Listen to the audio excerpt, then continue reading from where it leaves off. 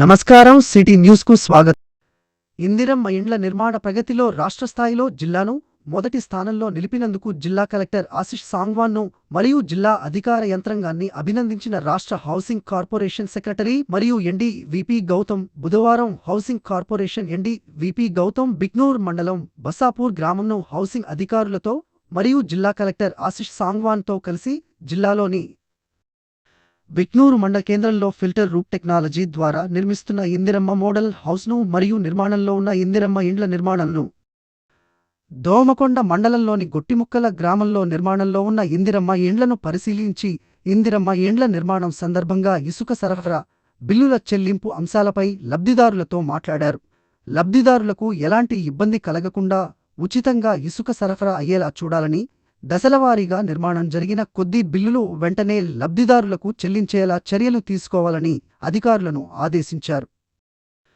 బిక్నూర్ మండల కేంద్రంలో ఫిల్టర్ రూప్ పద్ధతిలో నిర్మిస్తున్న మోడల్ ఇందిరమ్మ హౌసును చూడడం జరిగిందని, మామూలు ఇందిరమ్మ ఇండ్ల నిర్మాణం కంటే ఈ పద్ధతిలో నిర్మించుకోవడం వలన నిర్మాణ వ్యయం తగ్గడమే కాకుండా ఇల్లు వేసవికాలంలో చల్లగా మరియు శీతాకాలంలో వెచ్చగా ఉంటుందని, లబ్ధిదారులు మరియు ఇందిరమ్మ కమిటీ సభ్యులను మేస్త్రీలను తీసుకెళ్లి క్షేత్రస్థాయిలో చూపించాలన్నారు. ఇసుక అనేది ప్రభుత్వ ఆస్తి అని, ప్రభుత్వ అనుమతి లేకుండా ఎవరు ఇసుక సరఫరా చేసినా అది చట్టవిరుద్ధం అని, అలాంటి వారిపై నిఘా పెట్టి చర్యలు తీసుకోవాలని అన్నారు. అదే సమయంలో ఇందిరమ్మ లబ్ధిదారులకు ఇలాంటి సమస్య ఇసుక రాకుండా హౌసింగ్ అధికారులు తహసీల్దార్ మరియు ఎంపీడీఓలతో సమన్వయం చేసుకుని ఉచితంగా ఇసుక టోకెన్లు అందించాలని, ప్రభుత్వం నిర్ణయించిన ధరకు మాత్రమే ఈ ఇసుక రవాణా కొరకు ట్రాక్టర్లకు లేబర్స్ లబ్ధిదారులు ఛార్జీలు చెల్లించేలా అధికారులు పర్యవేక్షించాలని అన్నారు. తద్వారా ఇందిరమ్మ ఇంటి నిర్మాణంలో ఎక్కువ వారం లబ్ధిదారుల పైన పడకుండా ఉంటుందని అన్నారు. అదేవిధంగా ఏర్పాటు చేసిన మండల స్థాయి ధరల నియంత్రణ కమిటీ కంకర రాడ్లు, సిమెంటు, ఇటుకలు సరఫరా అయ్యేలా చూడాలని, మేస్త్రీలు అధిక మొత్తంలో నిర్మాణ ఛార్జీలు తీసుకోకుండా చూడాలని అన్నారు. హౌసింగ్ ఇంజనీర్లు ప్రతిరోజు నిర్మాణంలో ఉన్న ఇందిరమ్మ గృహాలను సందర్శించి లబ్ధిదారులకు సూచనలు, సలహాలు ఇస్తూ నాణ్యతగా ఇల్లు నిర్మాణం జరిగేలా చూడాలన్నారు. వారం వారం లబ్ధిదారులకు బిల్లును చెల్లించడం జరుగుతుందని అన్నారు.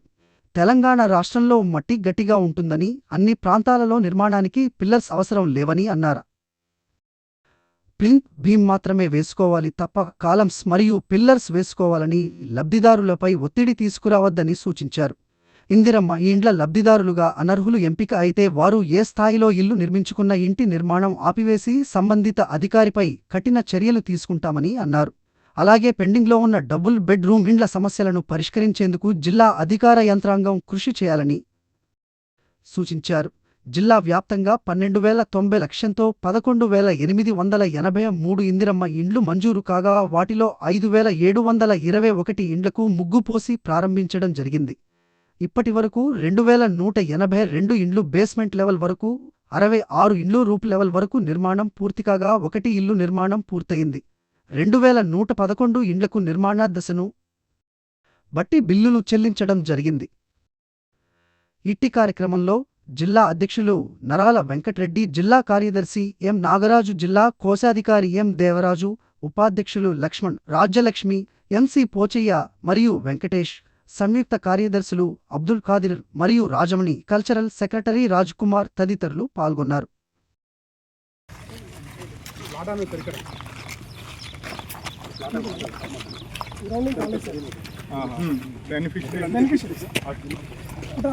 ఎన్ని రూమ్స్ కడుతున్నారమ్మా? 4గా? ఇది హాలా? ఇది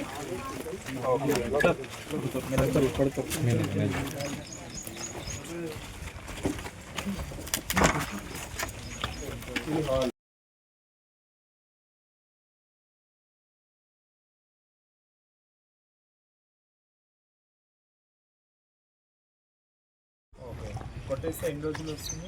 1 వీక్. ప్రతి మంగళవారం రోజు పేమెంట్ అవుతుంది.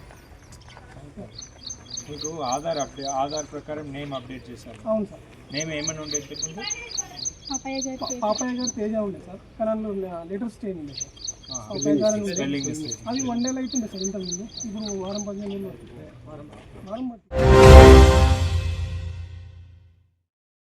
ఈ రోజు భారత కమ్యూనిస్టు పార్టీ సిపిఐ కామారెడ్డి జిల్లా 3వ మహాసభ సందర్భంగా R&B గెస్ట్ హౌస్ నుండి భారీగా ర్యాలీగా police station road Subhash road మీదుగా మునురు కాపు సంఘంకు చేరడం జరిగింది. అనంతరం సిపిఐ సీనియర్ నాయకులు విఎల్ నరసింహారెడ్డి గారు జెండా ఆవిష్కరించడం జరిగింది. అనంతరం సిపిఐ 3వ జిల్లా మహాసభకు సిపిఐ రాష్ట్ర కార్యదర్శి కూనంనేని సాంబశివరావు గారు, కొత్తగూడెం ఎమ్మెల్యే మరియు సిపిఐ జాతీయ నాయకురాలు పస్య పద్మ గారు, సిపిఐ సీనియర్ నాయకులు విఎల్ నరసింహారెడ్డి గారు, తెలంగాణ రాష్ట్ర రైతు సంఘం రాష్ట్ర ఉపాధ్యక్షులు కంజర భూమన్న ఈ మహాసభకు హాజరయ్యారు. అనంతరం సాంబశివరావు గారు మాట్లాడుతూ కేంద్ర ప్రభుత్వము అవలంబిస్తున్న ప్రజావ్యతిరేక విధానాలను పైన నిరంతరం ఉద్యమాలు చేయాలని, పెరుగుతున్న ధరలను అరికట్టాలని, అదేవిధంగా ప్రశ్నించే గొంతులను, మావోయిస్టులను, అర్బన్ నక్సలైట్లను, దేశ పౌరులను చంపే హక్కు ఎవరిచ్చారని ఆయన అన్నారు. నిరుపేదలకు ఉపయోగపడే చట్టాలు లేక అంబానీ ఆదానిలకు ఉపయోగపడు కార్పొరేట్ శక్తులకు ఉపయోగపడే విధంగా కేంద్ర ప్రభుత్వము నరేంద్ర మోడీ ప్రభుత్వం నడుస్తుందని, హిందుత్వంతో పేరుతో మైనార్టీలను దాడులు జరుగుతున్నాయని, దేశంలో 90% నిరుపేదలు ఉన్న 10% ధనిక వర్గం కార్పొరేట్ శక్తులకు బీజేపీ ప్రభుత్వం పని చేస్తుందని వారన్నారు.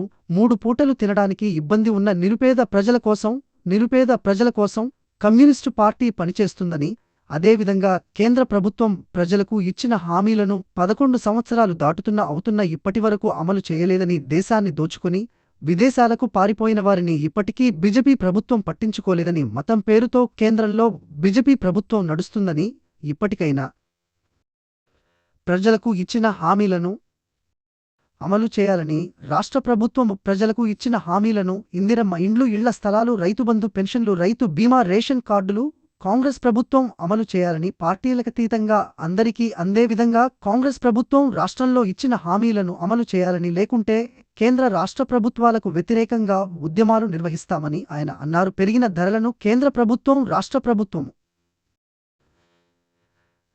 తగ్గించాలని, సిఫార్సు ప్రకారం రైతులకు గిట్టుబాటు ధర ఇవ్వాలని, రైతు చట్టాలను అమలు చేయాలని, రైతులకు నాణ్యమైన ఎరువులు ఇవ్వాలని రాష్ట్ర ప్రభుత్వాన్ని ఆయన డిమాండ్ చేశారు. ఈ కార్యక్రమంలో సిపిఐ కామారెడ్డి జిల్లా కార్యదర్శి L Dasharath, P Balaraj, Dubas Ramulu, Devaiah, Eshwar, Nagamani, Mallesh, Rajamani, Gangadhar, Rajireddy, Haider, Balaraju, Shivaprasad, Praveen, Vimala, L Sampath, Naresh. ఈ కార్యక్రమంలో వివిధ ప్రజా సంఘాల, కార్మిక సంఘాల నాయకులు పాల్గొన్నారు. సుమారుగా 300 మంది సిపిఐ కార్యకర్తలు, కార్మిక సంఘం నాయకులు పాల్గొనడం జరిగింది.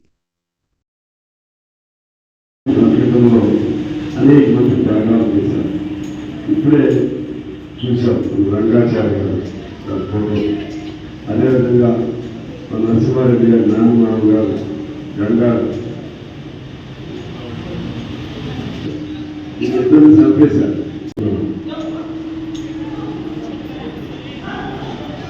44,500 మంది మరణించారు. ఎందుకు మరణించారు? ఇప్పుడు నేను నాన్నమామ గారు చూశాను. ఆయన 19 ఏళ్ళ వయసులో చనిపోయాడు. మంచిగా సూటు కూటేసుకుని ఉన్నారు. కానీ ఆయన కాల్చి కట్టేసి చంపేశారు. ఇంకా ఇట్లా అనేక మంది మరణించారు. దేశంలో కూడా అనేక మంది మరణించారు.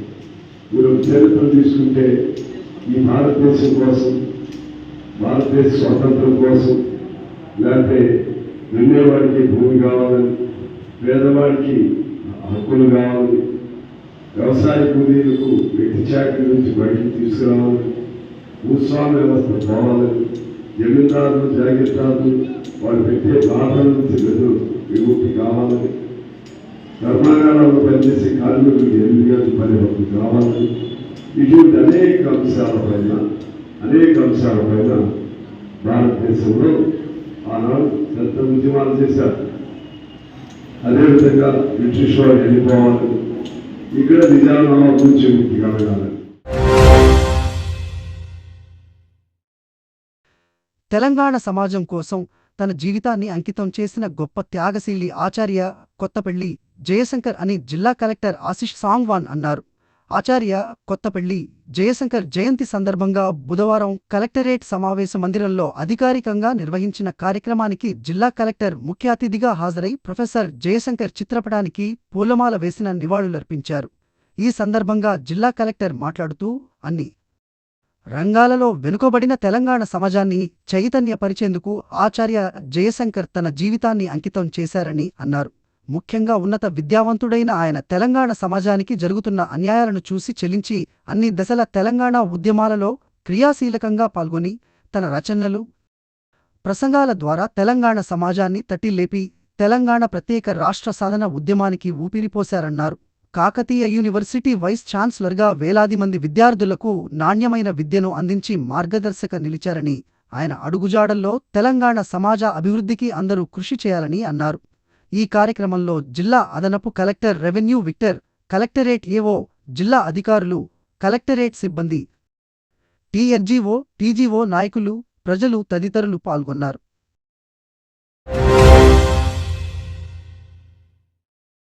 కలెక్టర్ కార్యాలయంలోని సమావేశ మందిరంలో జిల్లాలో ఇందిరమ్మ ఇండ్ల నిర్మాణ ప్రగతిపై సంబంధిత శాఖల అధికారులతో సమీక్షా సమావేశం నిర్వహించారు. ఈ సందర్భంగా ఆయన మాట్లాడుతూ, కామారెడ్డి జిల్లాలో ఇందిరమ్మ ఇండ్ల నిర్మాణ ప్రగతి రాష్ట్ర స్థాయిలో మొదటి స్థానంలో ఉన్నదని, ఇందిరమ్మ లబ్ధిదారులచే ఇండ్ల నిర్మాణం ప్రారంభించడం, ఇండ్ల నిర్మాణాలకు ఇసుక, మొరం మరియు ఇతర మెటీరియల్ బిల్లుల చెల్లింపులలో ఎక్కడ సమస్య రాకుండా క్లస్టర్ వారీగా అధికారులను నియమించి అధికారులతో సమీక్షిస్తూ క్షేత్రస్థాయిలలో పర్యటిస్తూ ఇందిరమ్మ ఇళ్ల నిర్మాణంలో జిల్లాను రాష్ట్ర స్థాయిలో మొదటి స్థానంలో నిలిపినందుకు జిల్లా కలెక్టర్ ఆశిష్ సాంగ్వాన్కు మరియు ఇండ్ల నిర్మాణంలో పాలుపంచుకుంటున్న అన్ని స్థాయిల అధికారులకు అభినందనలు తెలిపారు.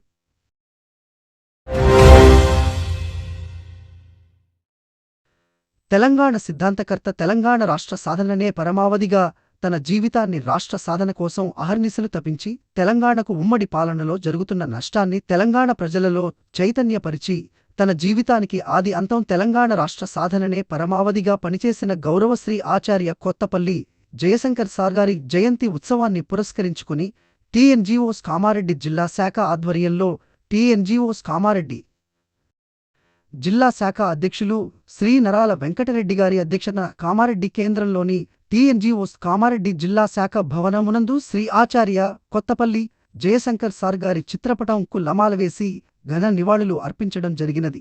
అనంతరం జిల్లా కేంద్రంలో గల శ్రీ ఆచార్య కొత్తపల్లి జయశంకర్ సార్ గారి విగ్రహానికి పూలమాల వేసి నివాళులు అర్పించిన టీఎన్జీఓస్ కామారెడ్డి జిల్లా శాఖ బృందం. ఇట్టి కార్యక్రమంలో జిల్లా అధ్యక్షులు నరాల వెంకటరెడ్డి, జిల్లా కార్యదర్శి ఎం నాగరాజు, జిల్లా కోశాధికారి ఎం దేవరాజు, ఉపాధ్యక్షులు లక్ష్మణ్, రాజ్యలక్ష్మి, ఎంసి పోచయ్య మరియు వెంకటేష్, సంయుక్త కార్యదర్శులు అబ్దుల్ ఖాదిర్ మరియు రాజమణి, కల్చరల్ సెక్రటరీ రాజ్ కుమార్ తదితరులు పాల్గొన్నారు.